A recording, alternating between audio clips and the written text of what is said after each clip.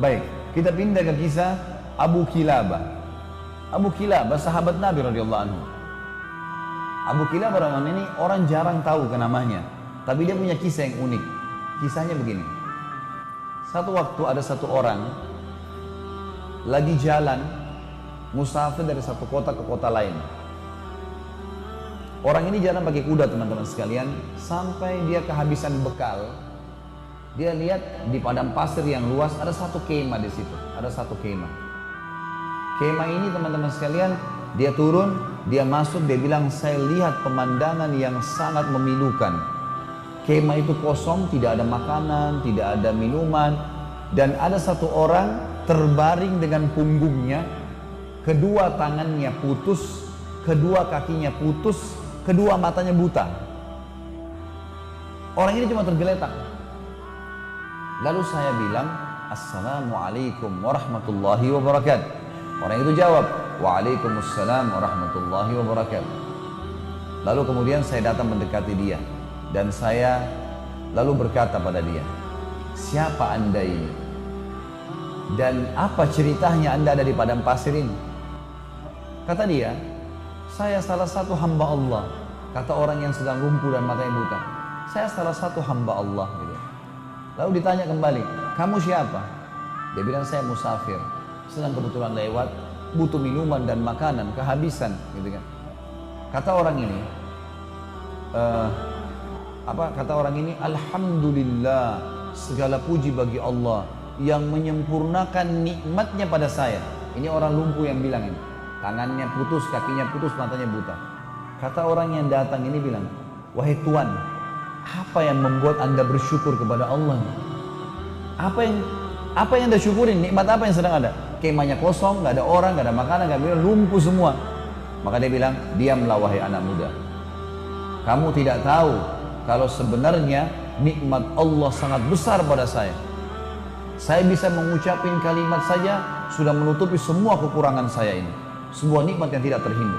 Alhamdulillah atas segala hal. Orang ini bilang, saya kagum dengan orang ini. Lalu saya bilang sama dia, baiklah, ada yang bisa saya bantu? Kata orang yang pendatang ini. Dia bilang, ada anak saya laki-laki satu-satunya, selalu nemanin saya di sini. Dia merawat saya, dia memberikan minum, dia memberikan makan, dia merawat saya lah.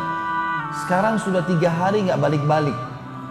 Coba kamu cari di sekitar kemah ini, siapa tahu ada. Dan memang perlu kamu tahu di padang pasir ini yang hidup cuma saya sama anak saya, nggak ada orang lain. Jadi kalau ada orang kamu lihat itu berarti anak saya. Kata dia, baiklah. Dia bilang, saya keluar. Nggak jauh dari kemah itu ada jenazah manusia yang lagi dikerumuni oleh singa. Lalu saya bilang, pasti ini anaknya, tapi sudah mati, lagi dicabit-cabitin dagingnya oleh singa.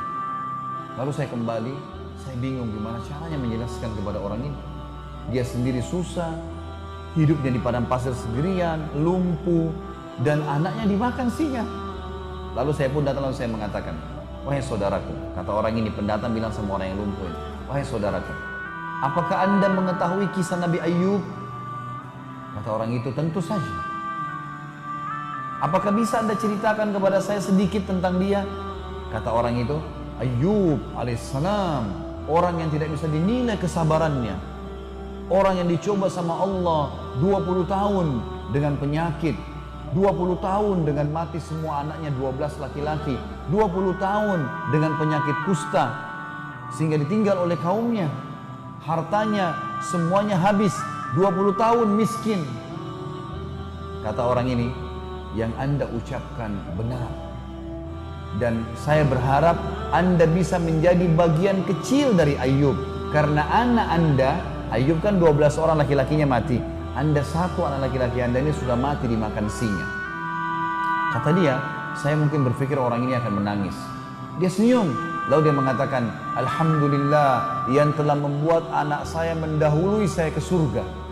Kata orang itu, Alhamdulillah yang membuat anak saya, kata yang pendatang ini, kok bisa anda bilang begitu? Dia bilang, anak saya ini sangat bakti dengan saya. Menurut teori syariah, ya kalau bahasa sekarang, kalau dia bilang, menurut pemahaman agama yang jelas, yang saya yakini, kalau anak soleh, dia sholat, dia jaga ibadahnya sama Allah, bakti dengan orang tuanya, masuk surga. anak saya begitu, saya yakin dia akan masuk surga. Baiklah. Kata orang pendatang ini, tiba-tiba saja orang yang lumpuh ini bilang, asyhadu an la ilaha illallah wa anna Muhammad Rasulullah, meninggal dunia. Mati di si lumpuh nih. Orang ini bilang, innalillahi wa inna ilaihi raji'un. Saya kehabisan bekal, kehabisan makanan, temu lagi orang seperti ini dan mati. Apa yang harus saya lakukan nih? Gitu.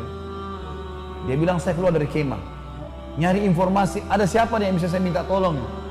Dia bilang, gak lama kemudian lewat 4 orang naik kuda dari kejauhan dengan hikmah Allah. Ini orang sambil bilang, saya sambil berdoa, ya Allah utuslah kepada kami orang yang bisa membantu. Gitu kan? Ternyata teman-teman sekalian, lewatlah 4 orang naik kuda, dia bilang. Penampilannya kayak orang-orang kerajaan, rapi, kudanya rapi gitu, dengan kecepatan tinggi. Saya pun teriak dari jauh, hai fulan, berhentilah. Ternyata dengan hikmah Allah mereka dengar saya. Mereka pun datang, lalu mereka bilang, ada apa dengan kamu? Kenapa kau minta tolong? Ada sesuatu? Dia bilang, dalam kemah ini ada orang tua meninggal, kakinya lumpuh, tangannya lumpuh, matanya buta, anaknya pun dimakan oleh singa. Kata mereka 4 orang ini, apa kamu bilang? Orang buta, orang lumpuh, mana dia? 4 orang ini seakan-akan memang tahu gitu, kenal. Turun dari kudanya, katanya ada dalam kemah, saya sudah tutup dengan kain, meninggal.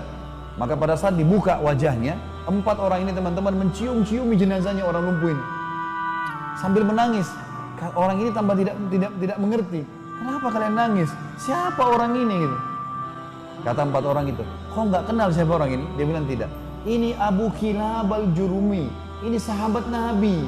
Satu-satunya sahabat Nabi masih hidup sekarang, ini orangnya.